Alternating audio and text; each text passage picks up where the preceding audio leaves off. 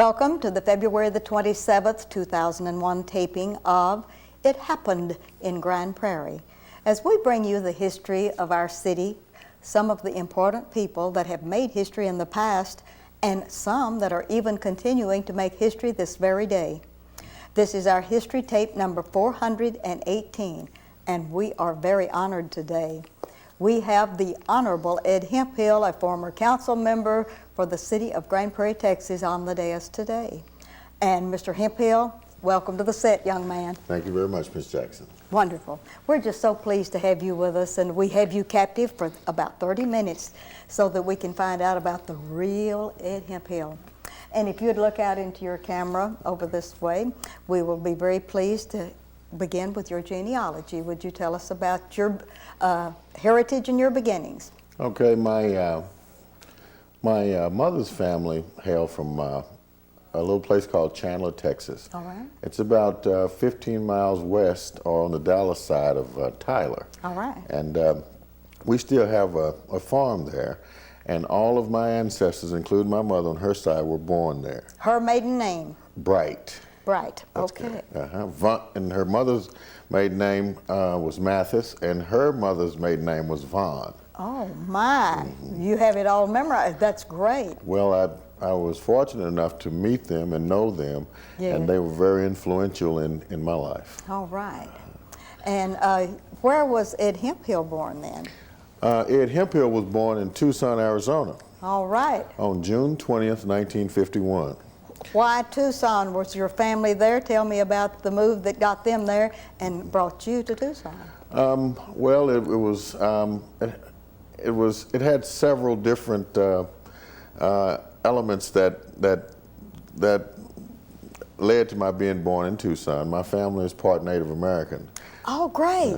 And my father insisted on my mother giving birth in Arizona. I see. And she did that twice. My older brother, Joe Hemphill, was born at St. Mary's Hospital in Tucson, and so was I. My older sister, Patricia, was born in Dallas at St. Mary's. He didn't insist on that one then, did he? Well, I think they were a bit too young at the time to really, weigh their options, but he decided that he wanted the two boys born in Arizona. Oh, I think that is wonderful. What a heritage that you have. But 6 weeks later, I was in Grand Prairie. 6 weeks brought you back to Grand Prairie, Absolutely. Texas. And when you moved back to Grand Prairie, Texas, where did you settle? We had a home on Texas Street, and our home site is the present site of King David Daniel Elementary School. Oh man, how wonderful. Oh yeah. Oh, that is really great. And that's a point of pride for me because, of course, that's sacred ground to me, and it always have been. But by having a future as bright as David Daniel High School, it makes me feel even prouder. Okay. And growing up in the Dalworth community, back at a time when things weren't like they are today, where did you start the school? At the Dalworth School? I first started at Johnny Irvin and family's home, where his wife had preschool. How wonderful. And also Lighthouse Church of God in Christ had a reading program that started with children age 3. All right. And I was able to take advantage of that. So, of course, I started the first grade at Dalworth Elementary School. At Dalworth Elementary. And who was your first grade teacher? Mrs. Simmons. Mrs. Simmons. Yes. Do you remember her fondly, or other teachers that were in your elementary grades when you started the school? I remember Mrs. Simmons very fondly. She was a no-nonsense person. Yes. She insisted on cleanliness, character, honesty, all the virtues that... All the good character builders. Absolutely. Yes. And when you were there, of all of the other elementary teachers that you had up through the elementary grades, who was your favorite teacher? I believe my favorite teacher was Mrs. Daniel.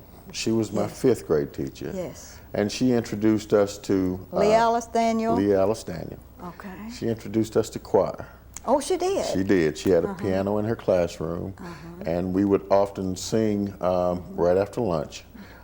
to acquaint us with sheet music and how to read it, and also how to sing various notes. Did you have any other family other than your immediate family, like a grandparent or an auntie or someone? And do you have any pictures to show and tell of some of that good stuff for us, Mr. I'm glad you asked, Ms. Jackson. Yes, all right. I sure do. I'll start off first with the matriarch of the family, my grandmother. All right. Give us her full name. Her name is Arlene Mathis Hicks. Arlene Mathis Hicks, and she was special to you. She was very special to me. She taught me how to ride buses from Grand Prairie to Dallas. All right. At an early age. Yeah. She insisted on her grandchildren being competitive. All right. She insisted on us placing God first and foremost in our life. All right. She always strived for us to do and be our best. All right. Okay. All right. This next young man, though, that you're going to get to is one of my favorites of your kinfolks, as I would say.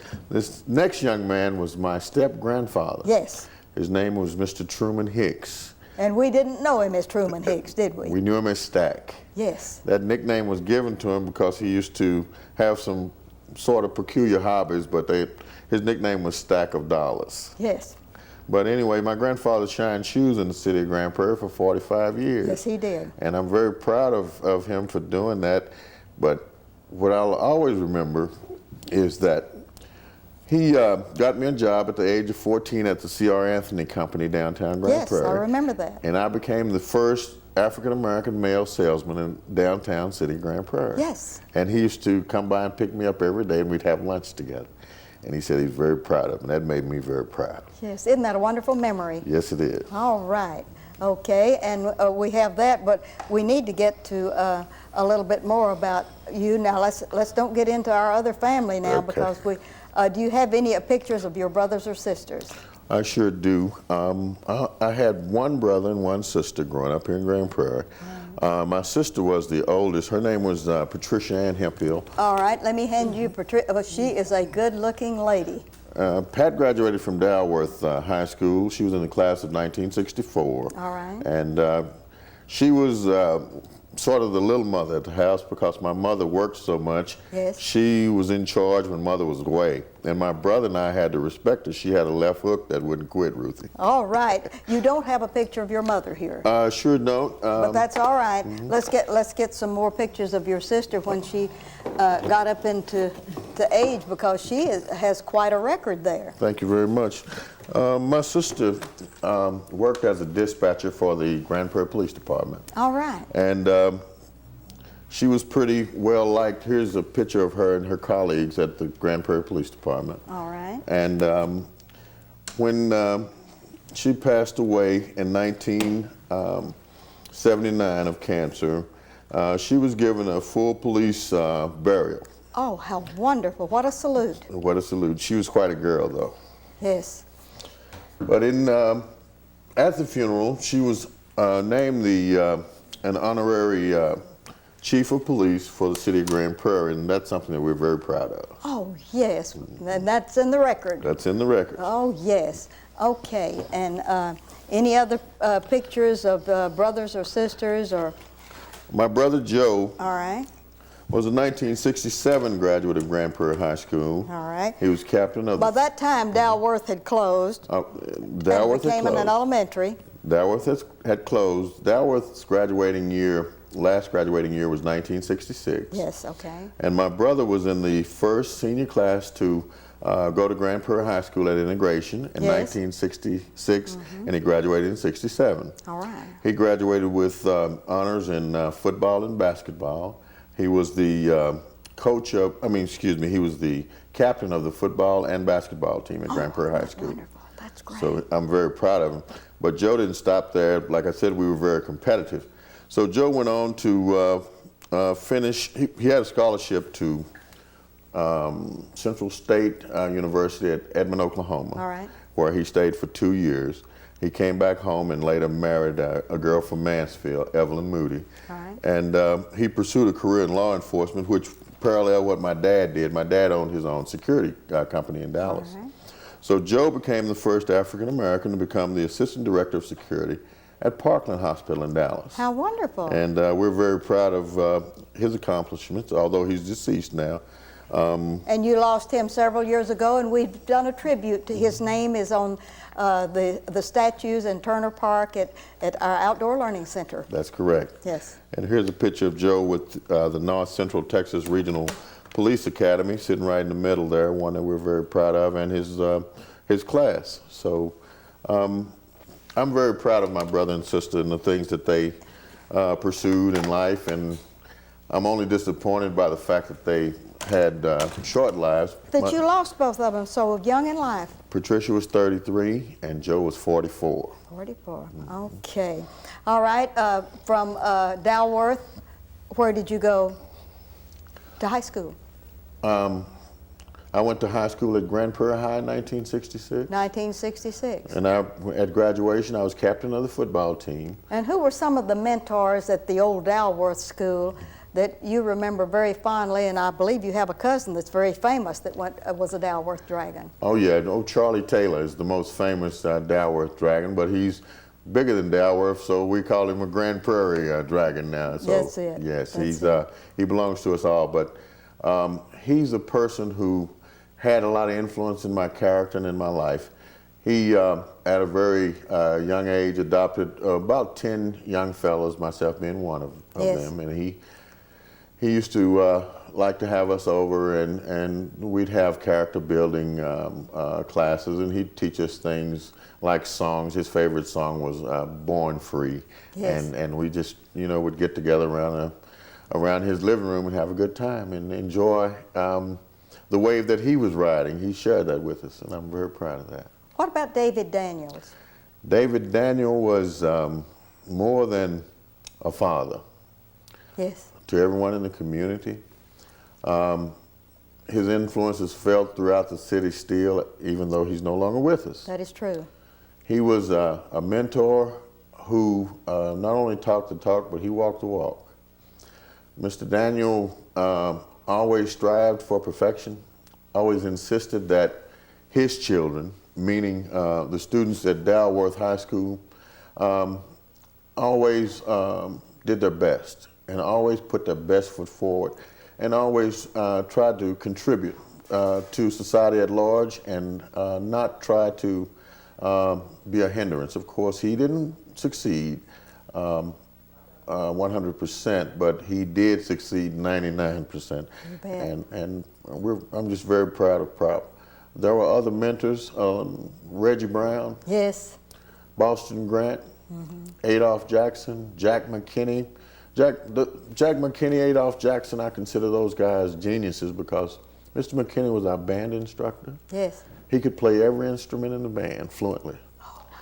Oh, Adolph Jackson was our science teacher, and he mastered his art, and he loved a challenge. yes. And when you are the best at what you do, you never feel threatened. And I was around people who mastered what they did, and I think I grew a lot by being associated with those types of people, such as yourself. To Grand Prairie High School. Your favorite subjects and your favorite teachers and your favorite sport? Before we go there, I don't want to forget Delmas Morton. Oh, don't you forget him. You're in bad trouble. Delmas Morton was my homeroom teacher in elementary, and he was the type of guy that personified character. Yes. He was also my scoutmaster, so he's yes. someone that I'm fond of to this day. You bet. Now moving on to Grand Prairie High School. Grand Prairie High School to me meant opportunity to show the world at large that I had talents and that I was intelligent and that I wanted to be a team player and that I was willing to learn. One of the most influential people at Grand Prairie High School for me was Coach Amos Turner. All right. I learned both good and bad from Coach Amos Turner because he was the guy who pushed you to be your best. Yes. And in doing so, his character basically flowed through you as an individual. And as on the team concept, we all thought like Amos Turner thought, and we moved like Amos Turner moved. What sports? Basketball, football, track. Oh man, what's your favorite? My favorite was football. I was the smallest defensive end in the district, but I was the quickest defensive end in the district, and that's why I was able to win the all-district honors. I enjoyed the class that Grand Prairie High School exhibited during my tenure. On Fridays, the football team wore blue blazers. We wore neckties. There was an assembly on the last period, and the captains of the football team would speak to the audience and ask them to support us. We were a class act. I'd go to Dallas. I had friends that attended Madison and Roosevelt and South Oak Cliff, and they would speak highly about Grand Prairie High School in a way that, you know, made me proud of the fact that we had a stadium and that we had a field house much like professional athletes Professionals, had. yes. And that our school was as developed and as competitive as we were, you know. So I just, the experience at Grand Prairie High School was all positive for me. It was memorable, and it was definitely a learning experience. After Grand Prairie High School, what? After Grand Prairie High School, I enrolled at El Centro College in Dallas. All right. I had a scholarship to Tarleton State University, but I didn't want to be seen as being all muscles and no brain. Okay. So as a matter of fact, my senior year in high school, junior year in high school, my sophomore year in high school too, Coach Turner had to come and recruit me and tell me he wanted me on the team because yes. I wanted to study and I wanted to make sure that I made my mother proud because she worked so hard. But I enrolled at El Centro. I didn't like what was going on down there at the time. So I transferred to Tarrant County Junior College the next semester. All right. And at Tarrant County Junior College, there was a movement toward patriotism associated with the Vietnam War. And I finished my semester at Tarrant County Junior College, and I decided to enter the Navy. All right.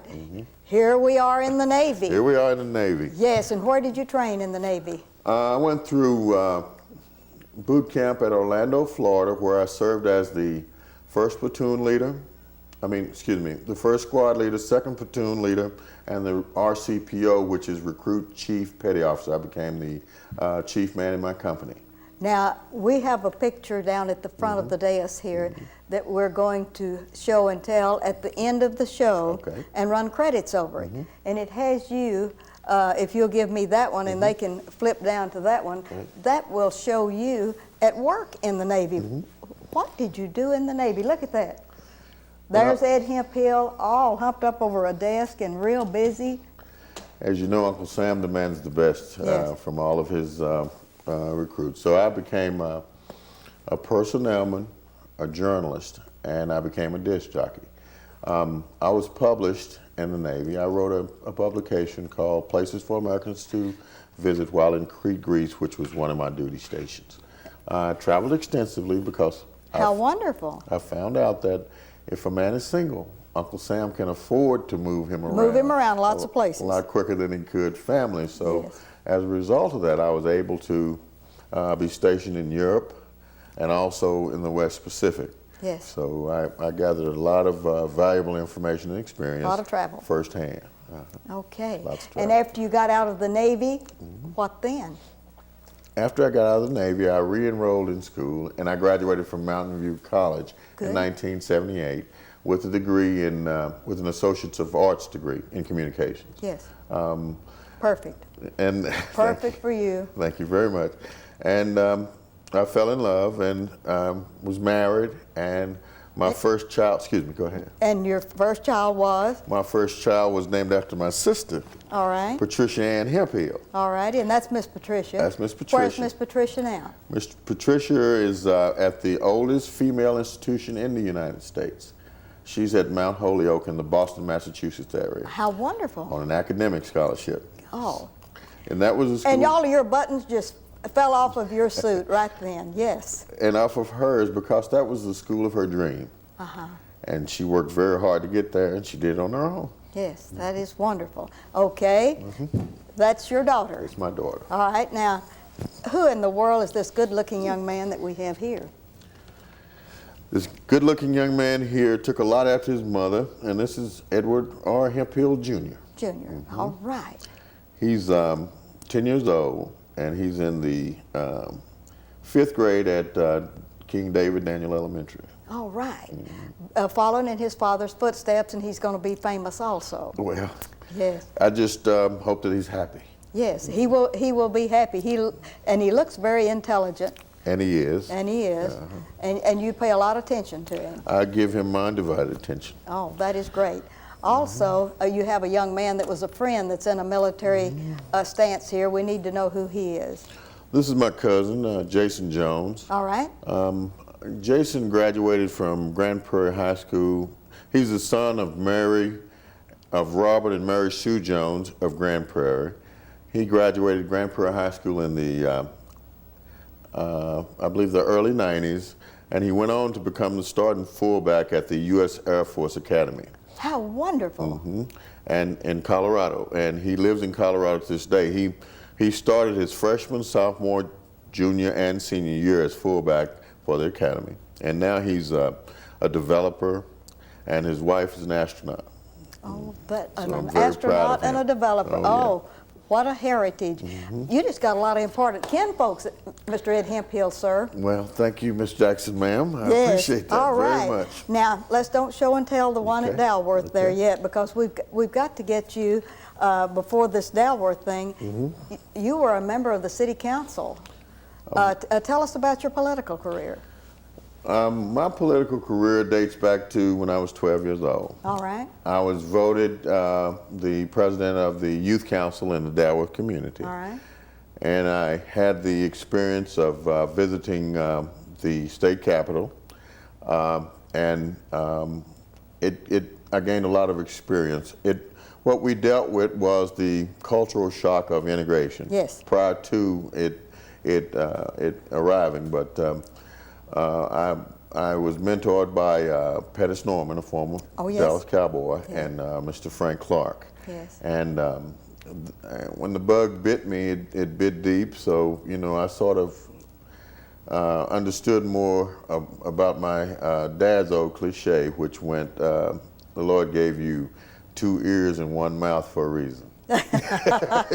Double up on the ears. That's right. That's Listen it. twice as much as you speak. Speak. Uh-huh. Yes, and you were elected to the council and served what is now District 4, the Dalworth area, and the surrounding territory for how long?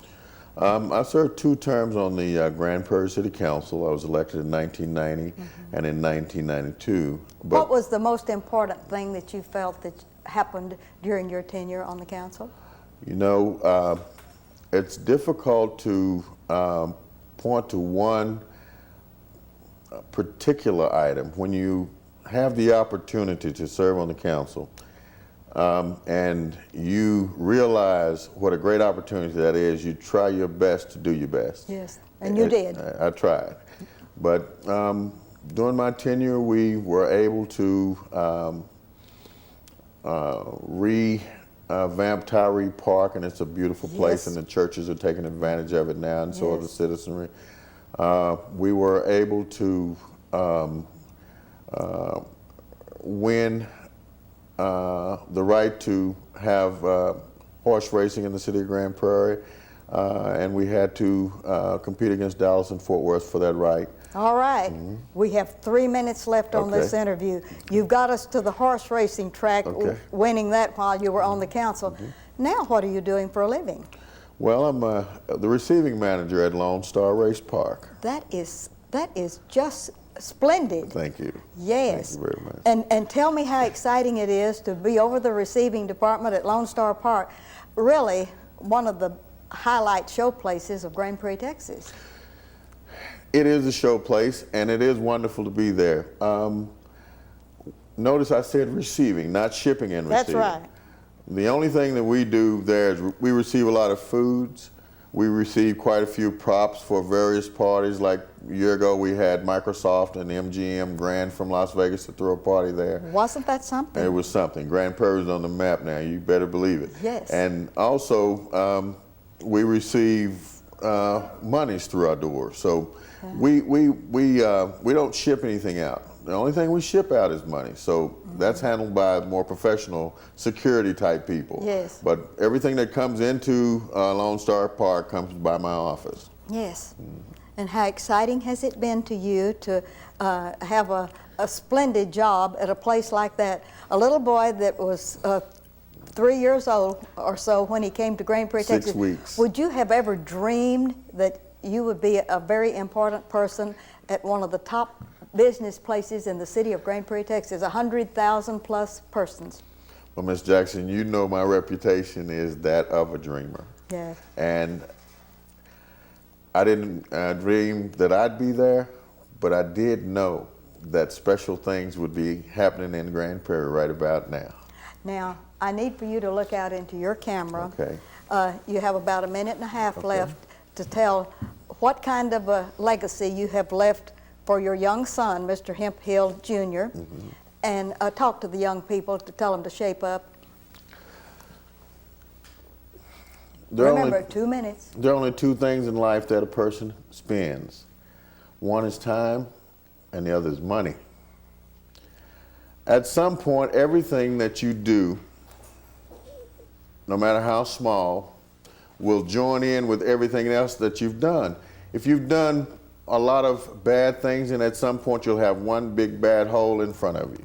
If you've done a lot of good things, and at some point it'll all come together and it'll show that you've been a good. I'd just like for my son to know that I tried. Yes, yes. And you have just been a splendid example, not only for this young man, but for many others. And I'm so proud of the records that you have here in Grand Prairie. And I said that plurally, because you have a record as a father, you have a record as a political person, as a provider, not only for yourself, but for your family. But you are a splendid citizen in Grand Prairie, Texas. I want to thank you for sharing your life, and especially of bringing Stacks back. And would you please hold up the picture of Principal Calvin Harrison and you in front of the Dalworth School before we leave this set, because it's about time for us to wind down. Isn't he special to you? Half a second. I'm speechless. Calvin is young and he's going places. I'm just happy that we have him for this moment. Yes, it's wonderful. And we just hope someone does not purloin him and take him to a higher paying something somewhere else. We need to protect our interest. We do. Thank you, Mr. Hemphill. It's been a delight having you with us. Pleasure's mine. And this is Ruthie Jackson reminding you that history is as we live and do.